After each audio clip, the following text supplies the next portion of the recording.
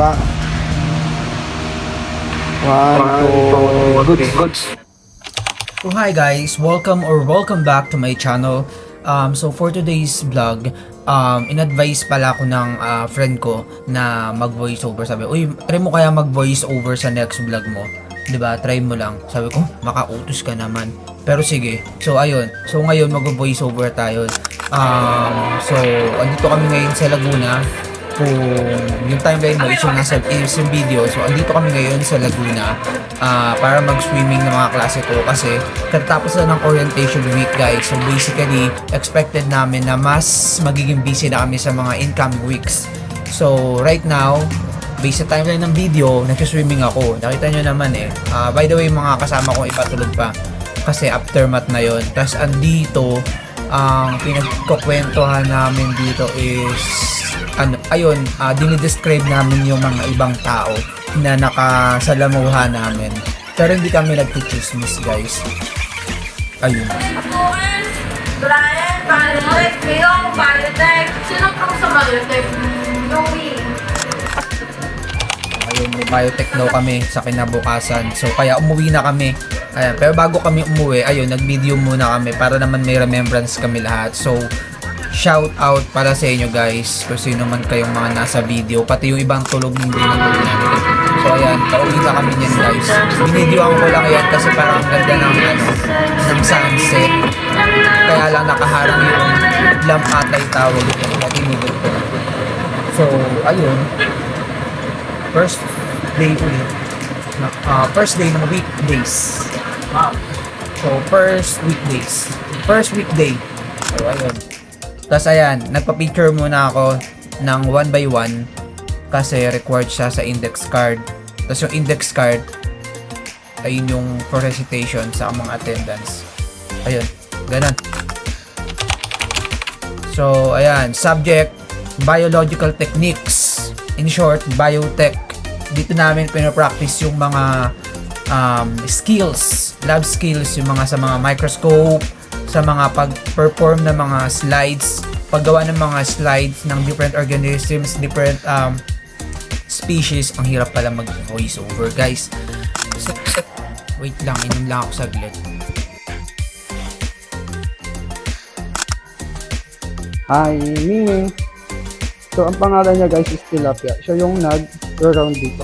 I don't know why Tilapia. Maybe kasi yung balahibo niya parang same as sa Tilapia. Picturean mo kami! Oh, let's go, Jetro! Jetro! Jetro! Jetro! Jetro! Jetro!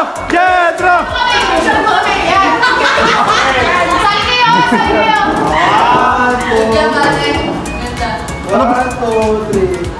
Pinicture niya talaga. Pinicture niya talaga. Hi guys.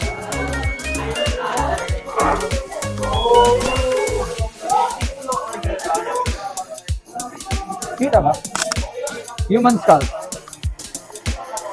We're now using compound microscope. So ayun guys, nagbabalik ako. Nabalik no. Gusto niyo yun guys, bumabalik. Anyway, so ayun. Kita nyo naman guys kung anong ginagawa ko. So kung pag inulit ko pa, paulit-ulit, 'di ba? Guys. Go.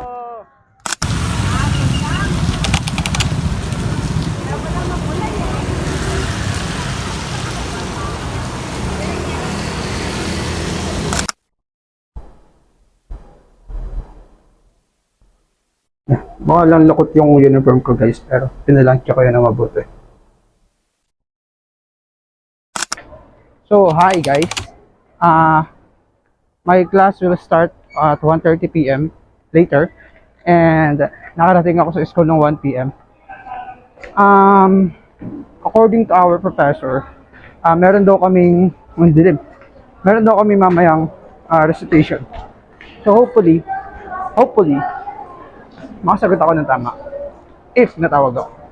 Yun lang. I mean, to type this thing wrong. I want to say Henry Bosco, I wasn't transferred because of my last slide I did talk about Among yung isa po sa napanood ko sa may video is yung importance ng human genome sequencing, which is it helps po to properly analyze or at least diagnose if there is some abnormalities with regards to the genome of an individual. For example, Guys, nasira sapatos ko.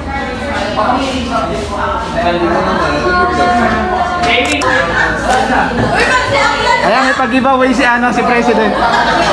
Uy, pati sa isa!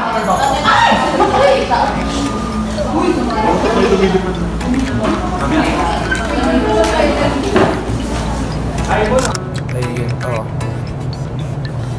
Ay. Lalakad, so ayun. Oh. Group work. Activity. Sa ano to guys? Bioinformatics. Ayun, may computer works kami. Nagko-collect kami ng mga data at sa mga websites like NCBI, ganon, GenBank, basta mga particular na OMIM, ayun. For ano yun guys, for bioinformatics, para makollect yung mga sequences.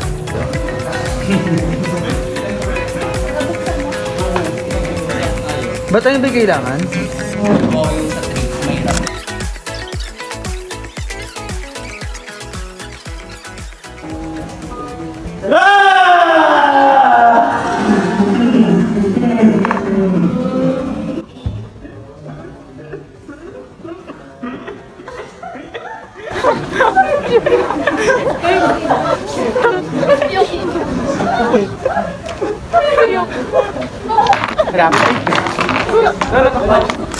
Hello guys, this is Vince, kaklase ko na ako na Romeo. This is Vince.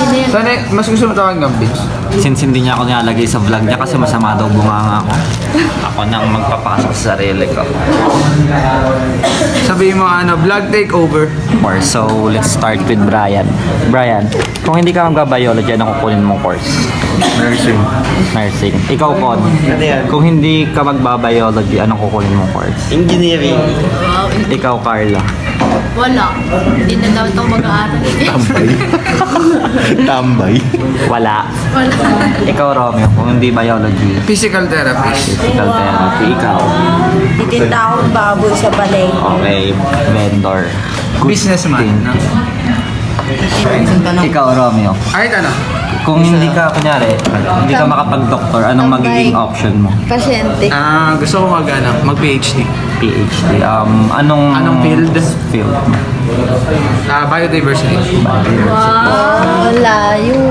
Ikaw, Fred. Ano? So, ngayon lang siya nakasama sa vlog kasi wala. Ngayon lang siya dumating. Tagal naman. Ano, pag hindi ako, yun, PhD din ako. Anong field? Pinag-iisipan ko parang interesting kasi din yung bioinfo. Parang mali pa lang yung nadi-discover lang yung sinabi ko. So, ayun, mute ko lang pala muna sila saglit guys. Good to know lang, if you're someone na gusto mag-doktor in the future, but uncertain sa mga gastos, pero plan B mo mag-turo, push mo pa rin, go pa rin guys, sa BS Biology as your undergrad. Kasi I know a lot of professors na ayun yung ginawa nila para makapagturo or ma-qualified sa school na kung nasan man sila. So basically, ang need mo is mag-take ata ng MS or Masters or PhD para mas maging qualified ka sa requirements ng university. I think it's an advantage for you guys. Ayun. Ikaw. Least favorite biology subject. Favorite? Wala akong Least favorite. this OCMB. Ikaw, least favorite subject. Ano ba? Pompa. Pompa. Ikaw, Romeo. Biophysics. Biophysics. Ikaw. Okay. Bioinfo. So guys, yung bioinfo pala, 2 beses pa lang namin nami-meet yung teacher namin to. So, Yung teacher peace gusto. out. So, hello. I hope you're all doing good, guys. Katatapos lang ng class ko and napag-isipan ko na i-take yung time na to make an outro for the second episode of my vlog, which is ito kung nasan ka man ngayon, since dito ko siya ilalagay. So, gusto ko munang i-take yung opportunity na ito to thank you all for watching my vlog at sa mga nag-subscribe sa channel ko. So, Yun. And syempre, to those people na nagbibigay sa akin ng mga advices nila kung paano ko ba mas mapa-i-improve yung mga editing skills ko para medyo maayos yung flow ng video. And doon sa mga good comments na nababasa ko and good replies nung napanood nila yung first video ko, I know that's not a perfect video, pero ayun, there's always room for improvement naman. We all know that. And also, may mga nagsasabi kasi sa akin kung ano yung mga pwede kong i-content in the near future, which is a very big help for me, guys. Kasi nag-iisip din ako ano ba yung mga gagawin ko. Super duper helpful niya sa akin. Honestly, guys, before ako magsimula ng vlog, medyo matagal ko siyang pinag-isipan kung itutuloy ko ba siya kasi alam ko medyo mahabang process yung pagba-vlog. Like it takes time para dumami yung mga subscriber, yung mga watchers mo, and sometimes a lot of people na nagsimulang mag-vlog na kilala ko, parang sa umpisa lang sila nag-upload and then nang medyo tumagal na parang hindi na nasundan. So, yeah. Thank you so much sa pagbibigay sa akin ng mga good suggestions and comments. Because ayun yung nagpo-push sa akin to set up my game pa para mas ituloy siya. And also, para naman guys, sa mga hindi pa nakapag-subscribe, baka naman, baka lang naman. I encourage you guys to hit that subscribe button, especially sa mga student yan na balak mag-take ng biology or nag-wonder kung ano ba yung mga ita-take nila. Maybe some of my videos can help you guys to decide kung ano ba yung mga program na para sa inyo. Kasi, di ba, ngayong nasa college ako, I think, isa ako sa mga taong pwede nyong pagtanungan or pwedeng magbigay sa inyo ng information. Honestly, guys, marami na akong nakalagay sa planner ko kung ano yung mga next na iba-vlog ko, kung ano yung mga next content ko.